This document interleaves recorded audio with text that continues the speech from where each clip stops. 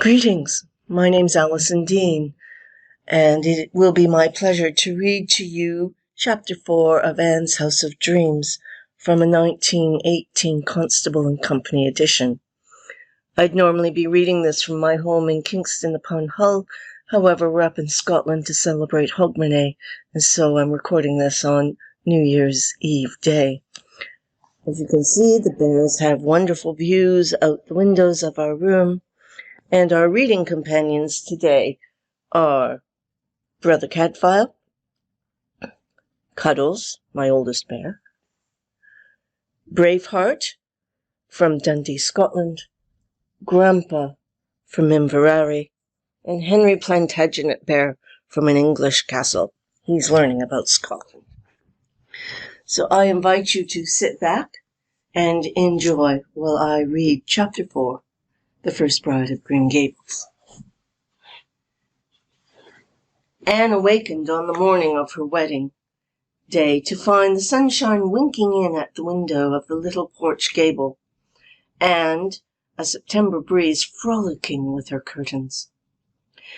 "I'm so glad the sun will shine on me," she thought happily. She recalled the first morning she had wakened in that little porch room, when the sunshine had crept in on her through the blossom drift of the old Snow Queen. That had not been a happy awakening, for it brought with it the bitter disappointment of the previous night. But since then the little room had been endeared and consecrated by years of happy childhood dreams and maiden visions. To it she had come back joyfully after all her absences. At its window she had knelt through that night of bitter agony, when she believed Gilbert dying, and by it she had sat in speechless happiness the night of her betrothal.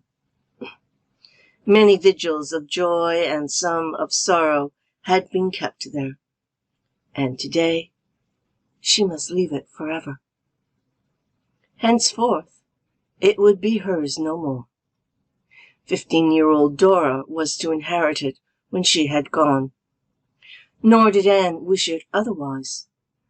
The little room was sacred to youth and girlhood, to the past that was to close today, before the chapter of wifehood opened. Green Gables was a busy and joyous house that forenoon. Diana arrived early, with little Fred and small Anne Cordelia to lend a hand. Davy and Dora, the Green Gable twins, whisked the babies off to the garden. "Don't let small Anne Cordelia spoil her clothes," warned Diana anxiously. "You needn't be afraid to trust her with Dora," said Marilla. "That child is more sensible and careful than most mothers I've known. She's really a wonder in some ways. Not much like that other harum-scarum I brought up." Marilla smiled across her chicken salad at Anne. It might even be suspected that she liked the harum-scarum best of all. "Those twins are real nice children," said Mrs. Rachel when she was sure they were out of earshot. "Dora is so womanly and helpful, and Davy is developing into a very smart boy. He isn't the holy terror for mischief he used to be." "I never was so distracted in my life as I was the first 6 months he was here," acknowledged Marilla. "After that, I suppose I got used to him. He's taken a great notion to farming lately, and wants me to let him try running the farm next year. I may, for Mr. Barry doesn't think he'll want to rent it much longer, and some new arrangement will have to be made." "Well, you certainly have a lovely day for your wedding, Anne," said Diana, as she slipped a voluminous apron over her silken array. "You couldn't have had a finer one if you'd ordered it from Eaton's." "Indeed, there's too much money going out of this island to that same Eaton's," said Mrs. Lynde indignantly. She had strong views on the subject of octopus-like department stores, and never lost an opportunity of airing them. And as for those catalogues of theirs, they're the Avonlea girls' Bible now, that's what. They pore over them on Sundays instead of studying the Holy Scriptures. Well, they're splendid to amuse children with, said Diana. Fred and small Anne looked at the pictures by the hour. I amuse 10 children without the aid of Eaton's catalogue, said Mrs. Rachel severely. Come, you two. Don't quarrel over Eaton's catalogue, said Anne gaily. This is my day of days, you know. I'm so happy, I want everyone else to be happy too. I'm sure I hope your happiness will last, child, sighed Mrs. Rachel.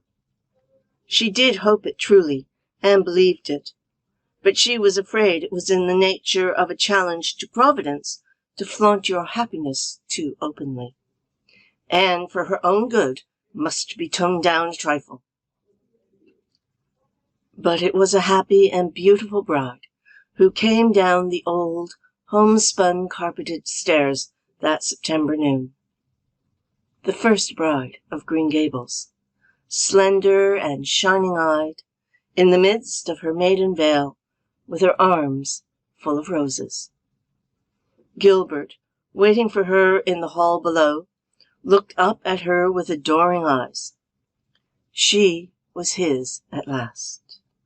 This evasive, long-sought Anne, won after years of patient waiting. It was to him she was coming in the sweet surrender of the bride. Was he worthy of her? Could he make her as happy as he hoped?